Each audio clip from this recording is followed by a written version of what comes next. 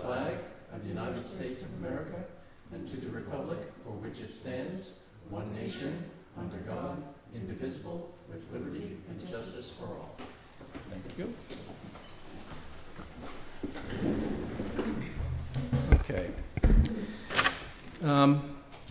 Our first order of business on our regular agenda is the 15 Park Avenue case. But before we address that, I think we have an important piece of news to share amongst the board and with the public. This evening's meeting marks the final meeting of our chairman, Paul Baum, as chairman and a member of the zoning board. Paul has been on the zoning board for the Village of Monroe for 27 years. And I believe 24 or 25 of those he has served as chairman of our zoning board. And that is an extraordinary record of service to the village. And his last term expires as of this meeting, this month, I suppose. And he decided that he has served enough after 27 years, and that he has put us in a position that we ought to be able to do this without him. So I wanted to say to Paul, thank you very much on behalf of this zoning board and the zoning boards over the last 27 years for this extraordinary service to the village. We will endeavor to keep to the standard that he helped to establish for the zoning board here in the village. I thank him. I know that the board would thank him, and I'm feverishly working away at my parade float for Paul Baum Day whenever the village should decide to have that. But yeah, we will have to figure out just what it is that we can do to honor him in the most appropriate way, and I'm sure that the village will want to do something in that direction. So yeah, that I'm afraid is our first order of business. Did anybody want to say anything at this time? You know I want to say something. Go ahead, Elizabeth. Very well put. And I just want to add that when people do a great job, it's so easy to overlook it because everything moves smoothly, happens exactly as it should, when it should, the way it should. But it's not easy. And he did it. He did it for 27 years. He kept this place running perfectly smoothly, did a fantastic job. I never saw him make a mistake. And we were very, very lucky to have him. He will be missed, but his successor, I'm sure, will do a wonderful job. No, don't do that. Okay. Thank you, Paul. Indeed. All right. So then our first item of ordinary business is the 15 Park Avenue case. Now, just before this afternoon, one of our members, Dan Margata, communicated with us to tell us that he had an emergency and he could not attend this evening. I myself am recused from this case, which means that we would have only 4 members to hear the case. And it is our custom in the zoning board to allow an applicant to choose to adjourn to a later meeting in the event that we don't have a full board to hear the case. And Mitchell Mayer, who is the attorney for the applicant, has communicated to us that his client would prefer to exercise this privilege, and so they have asked that we adjourn the case until our April meeting, when they hope that we will have a complete board. So I will move that we adjourn the case of 15 Park Avenue until April. Do I have a second? I'll second that. Thank you, Elizabeth. All in favor? Aye. Okay. So that's everyone in favor. Yeah, we will take that up again in April. Okay, we have some paperwork to do here. We have minutes from our February meeting. You should have those in front of you, and I hope everybody had an opportunity to review them.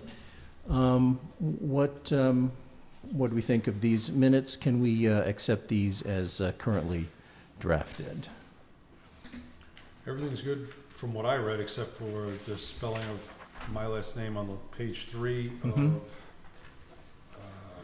is this one? This is, let me put my glasses on.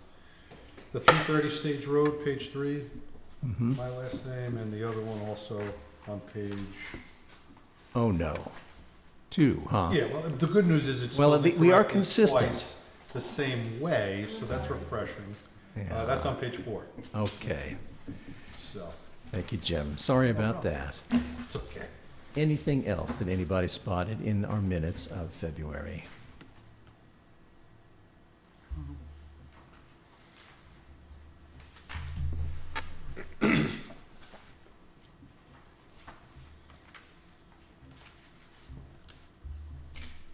So you were talking about the decision? Yeah. Right, the decision, not the minutes. Well, Sorry, he was talking about. Yeah, the- I'm talking about the decision. okay. Well, I was talking about myself about the minutes from February. So we will take note on the decision. Jim, do we need to Yeah, we the need to minutes fix are that too? No, the minutes are fine. My Okay. name appears correctly in that. Okay, good.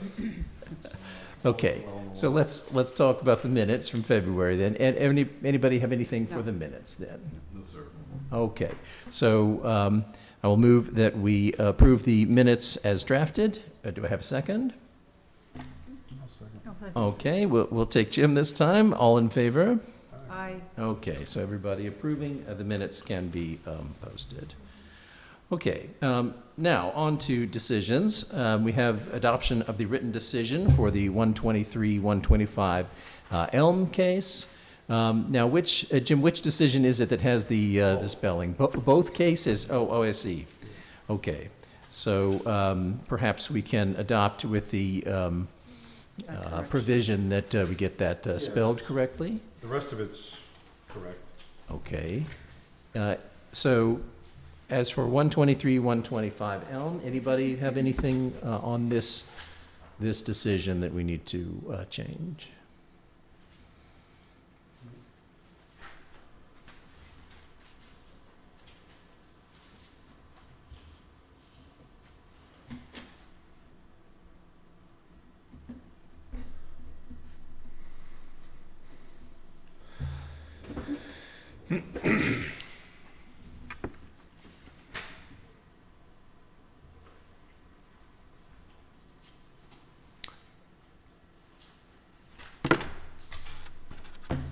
Can we accept these minutes as drafted with the provision that we get Jim's name spelled correctly?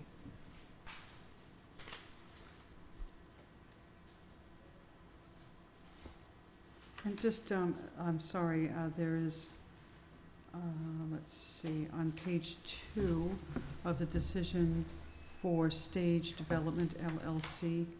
Oh, but we haven't gotten to stage Oh, so yet. sorry, I so wanted sorry. to talk about, we're not taking both together. We're We're on talking Elm about Street, the Elm sorry. Street Okay. decision.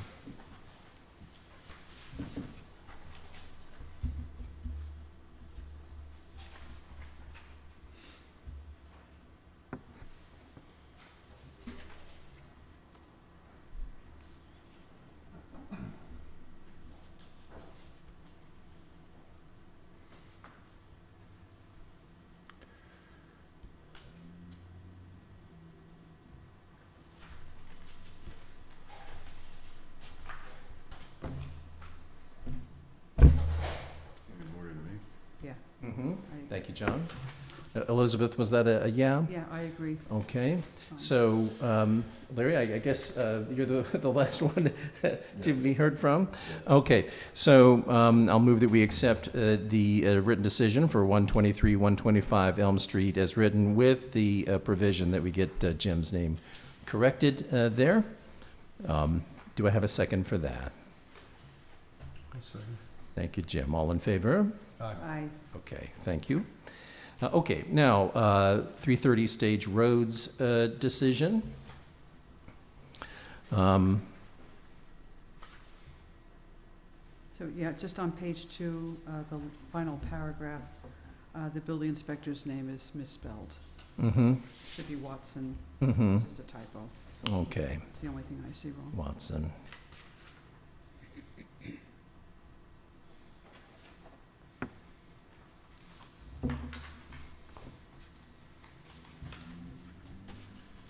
And I wonder, Larry, did you vote for 123, 125 Elm? No. Okay. Do we have to show just voting members approving the decision? Mark, is that right? As long as you have the majority, yes, so you would. Okay. So I suppose for Elm, everybody else, John, were you voting for the Elm Street case, the automotive repair facility? Were you in that vote? I don't think so. I see. Okay. So then I suppose we need to show that I and Elizabeth and Jim approve those minutes. We should check and see if John was a voting member at the end of that case. He approves, but well, we need to figure out did we have him as a voting member in the end for that case.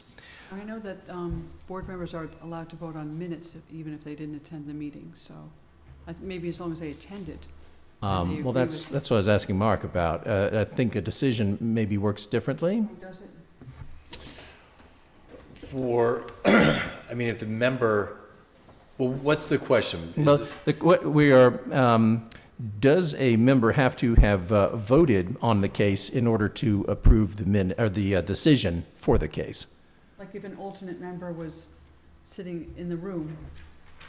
No. did he vote on the I was a decision? voting member I'm on the saying, if case. he was not a voting member, would he be allowed to vote? Yeah, okay, sorry, Elizabeth. I don't see a problem with it. I mean, if Oh. the member Okay. is, well, it would have to be under this scenario, which I think we satisfy. The member as an alternate would be involved with the deliberations, would be involved with the presentation of the application. Mm-hmm. The member then, the status of that member shifts to a voting member.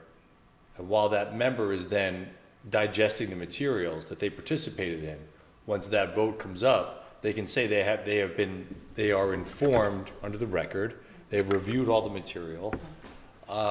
This is a little bit of a unique question, but I don't see a problem with that I think vote, What might be the case, for example. unless I'm misunderstanding the question. Is that John was in attendance, participated even in discussions Yeah, I about the recall. case, Yeah. but was not a voting member.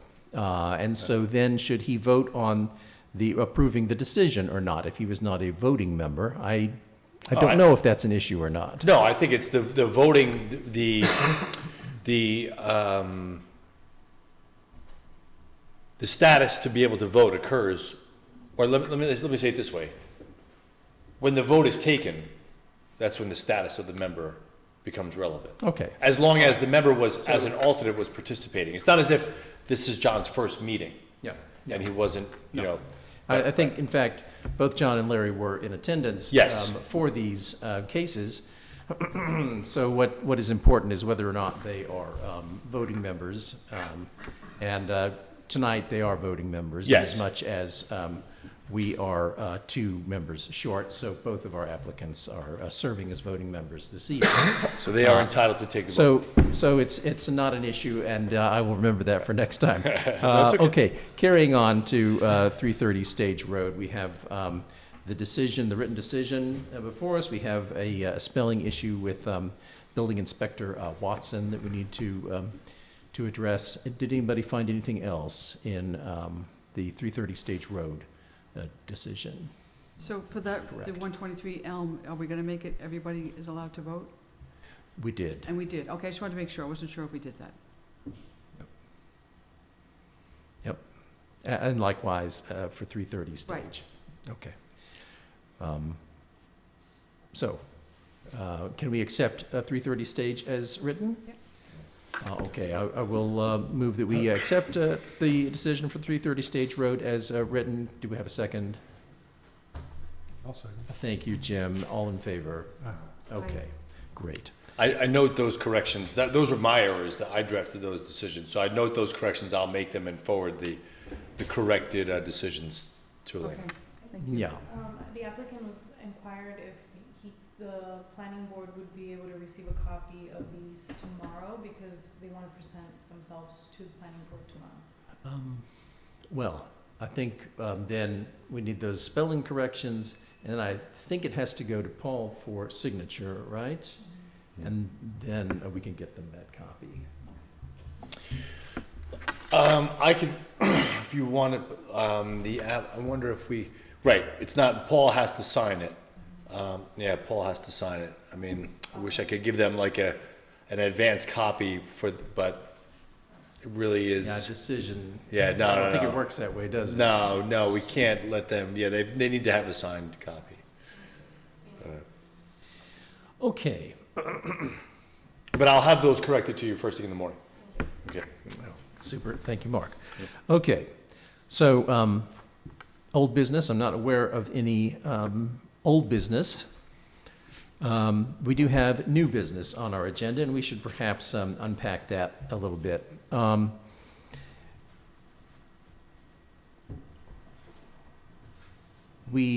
Let's talk first about 581 Route 17M.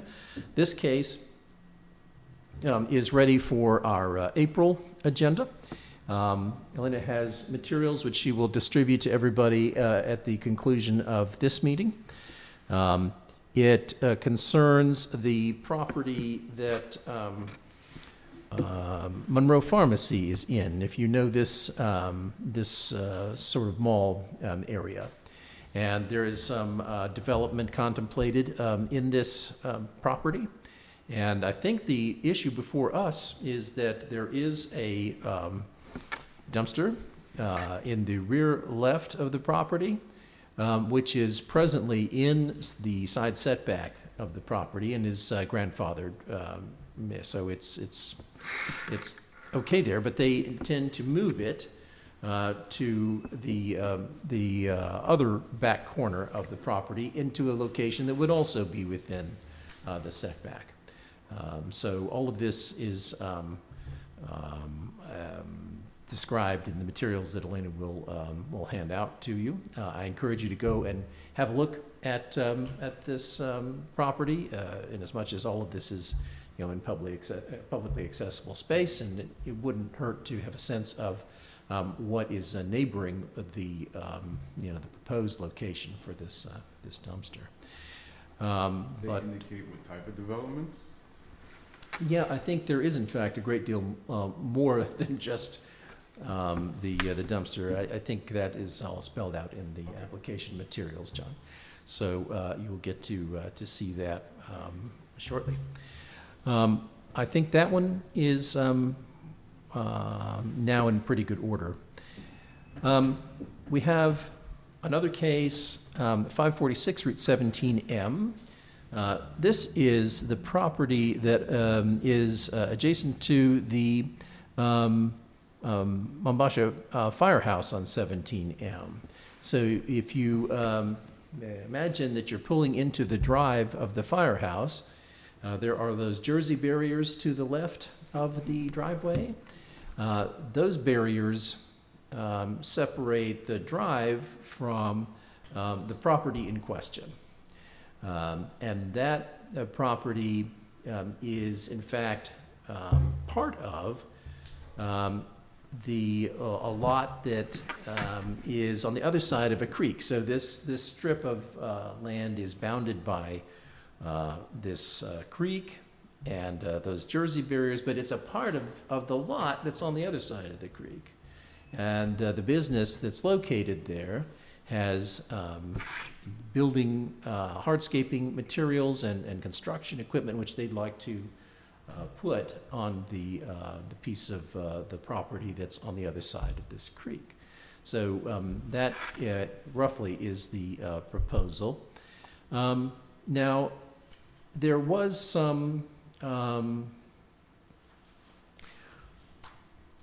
the letter of decision that we got from the building department explained that the proposal, which was to lay down gravel and move these materials to this property, was not in the list of special uses that the village could contemplate through the planning board. There are certain special uses that are evaluated on a case-by-case basis. Those are enumerated both in a table and then in a list further back in the zoning law, as you may know. But the building department didn't go into exactly, what was the reasoning behind their decision. It simply stated that, this was their decision. So I had a word with the building department. I believe they are in discussion with the applicant. This application may go in some other direction. It's not entirely clear whether this may turn out to be a use variance, perhaps an interpretation, or perhaps there will be some meeting of the minds between the applicant and the building department. So I think we are going to await further developments on 546 Route 17M. Let's see how that one works out. And for that reason, we won't distribute the materials because they're not really complete. We don't know what kind of a case it's going to turn out to be. As you may know, if it is a use variance, there is a rather involved process that must be followed, wherein the applicant must demonstrate that the application it meets that no profitable use of the property can be found other than the one that they propose, and that has to be demonstrated by dollars and cents evidence. So it's a rather involved process, and at present we don't have this kind of evidence in hand. So if they choose to go that route, it's a different kind of application. Mark, I hope I have explained that use variance in a reasonable manner. Perfect. All right. So if it goes in that way, then we'd be missing this kind of evidence. It might be that it goes in the direction of an interpretation, but the application doesn't say so at present. So we have to await further developments, see which direction this case takes, and perhaps supplement those materials, or perhaps they'll find some other resolution to the matter. Which brings us now to complete the agenda here in reverse order to 59 Gilbert Street. This case is, I would say, more complicated still. There is some question about exactly what type of relief the applicant is seeking in this case, and what the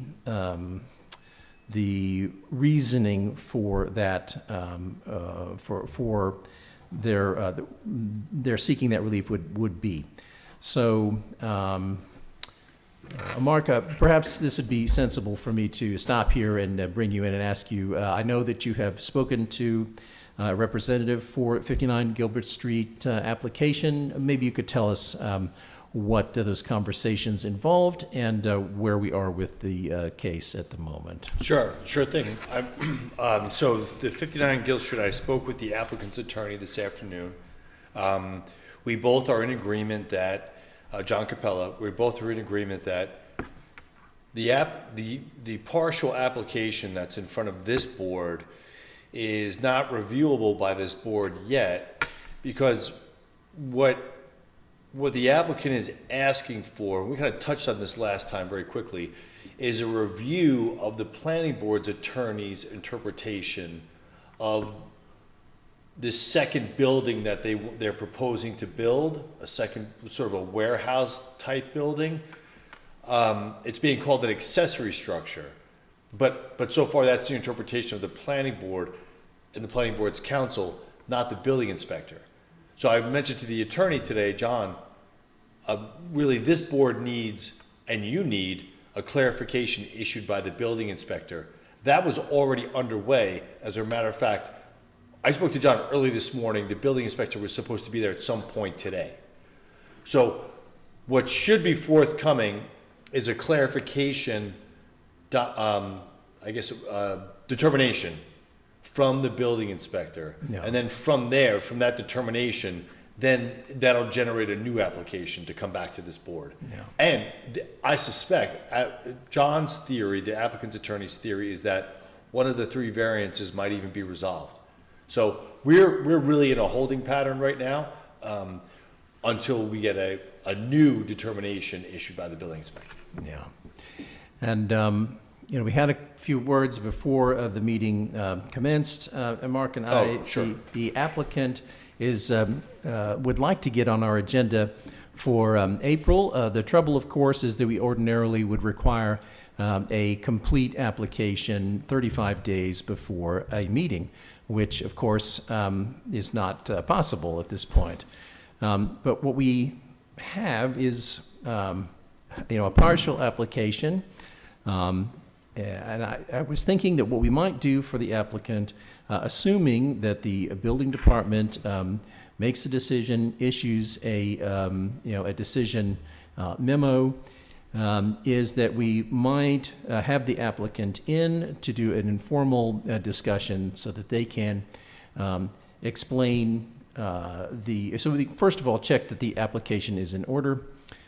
They could perhaps give us an explanation of the relief that they're seeking, and give us a little bit of their narrative of the situation, so that we can get a little traction on understanding the case and then hear it in May properly.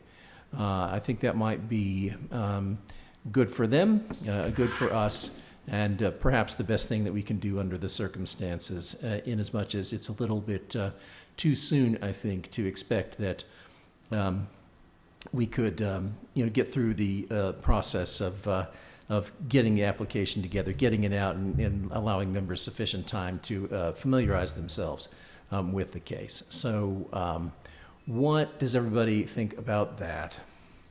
Do we want to, then, what we might have then is the Park case, the 581 case, which we also have for April, and then a brief discussion, presentation of the facts surrounding the Gilbert Street case, say 15, 20 minutes worth.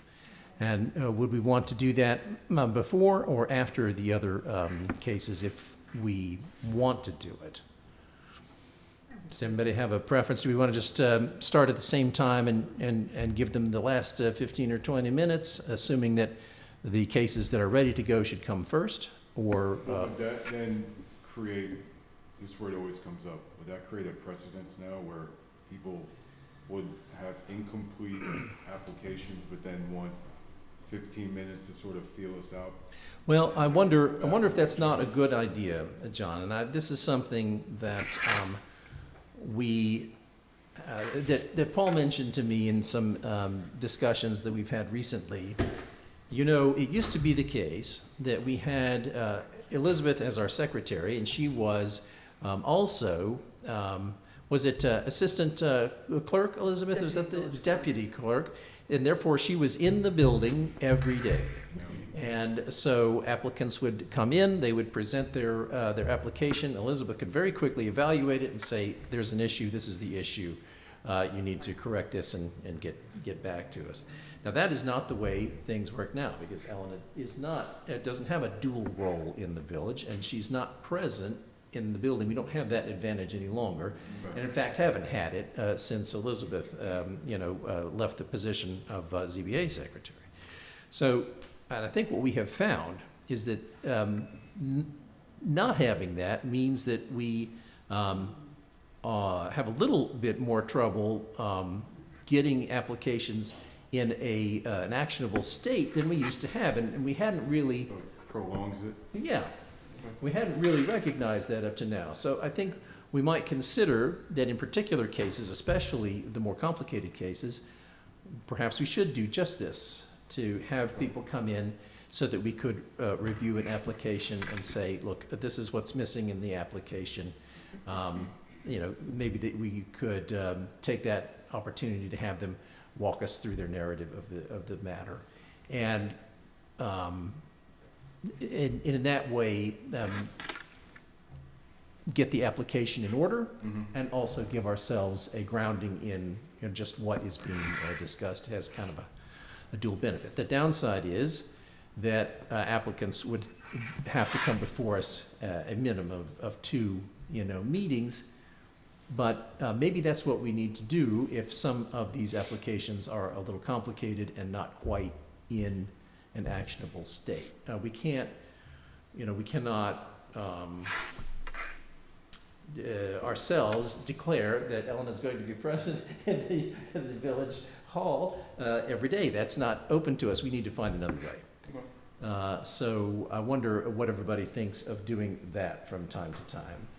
Hopefully, all of our cases henceforth will be straightforward and easily applied, but perhaps not. Perhaps we need to consider that sometimes the case is more complicated, and we might need to find a a procedural answer. How often do you come to Village Hall? I don't come because I haven't been told to be here. But if needed, if my role needs to evolve, I am flexible to that. I see. I can't promise to be here Monday through Friday. Right. But I can make myself available at least to be here once a week. Right. But So that if you would- find out an application has been dropped off, do you then come in and pick it up? Is that how it works? Yeah, but because I'm still I consider myself under training. I feel like I have a lot to understand as far as Mhm. everything that is entitled under my role. I'm still not at the point where I want to be. Does that Yeah. make sense? Well, yeah, you've only just started, Ellen, and this is not to say that you're in some way at fault for something. The Absolutely. village does not employ you full-time. When Elizabeth was acting both as deputy clerk and as ZBA secretary, she was employed full-time, and she was in the building, full-time. So, whether you are brand new to the position or very experienced at the position, if you're part-time, you're part-time, and you're not going to be here all the time to give applicants that little nudge in the right direction, on demand. And so the problem, I'm afraid, applies, whether you are very experienced and our most adept secretary ever, or whether everything is new to you. It's a function of your being a part-time employee only. So that's why Paul had suggested, and I think there is some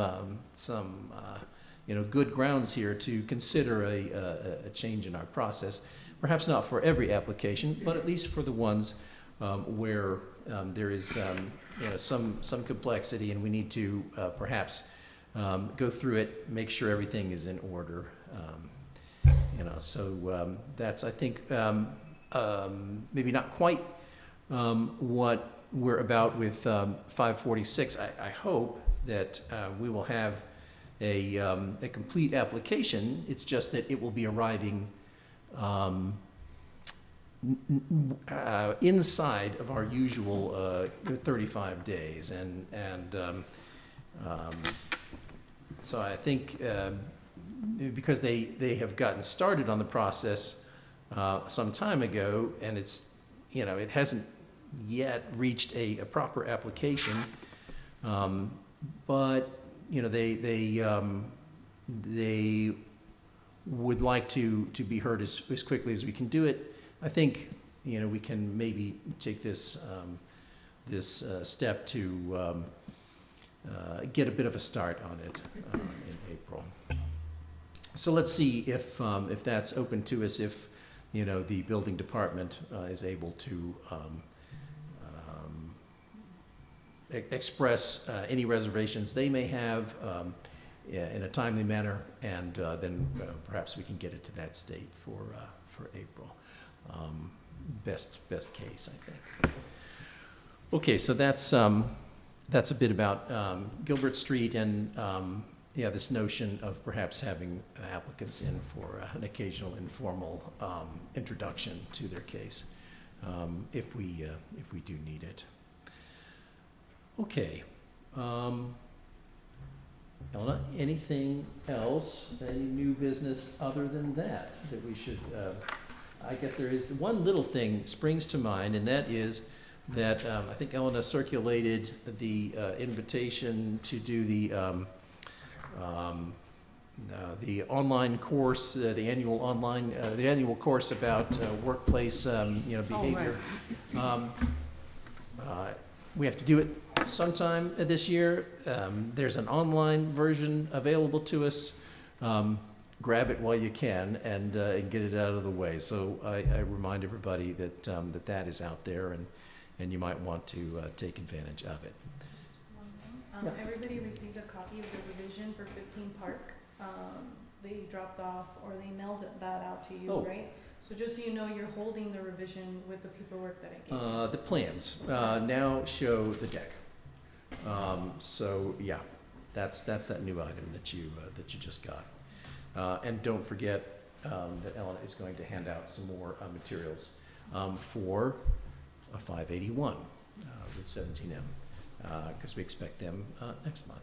So okay, then I think we have completed our agenda.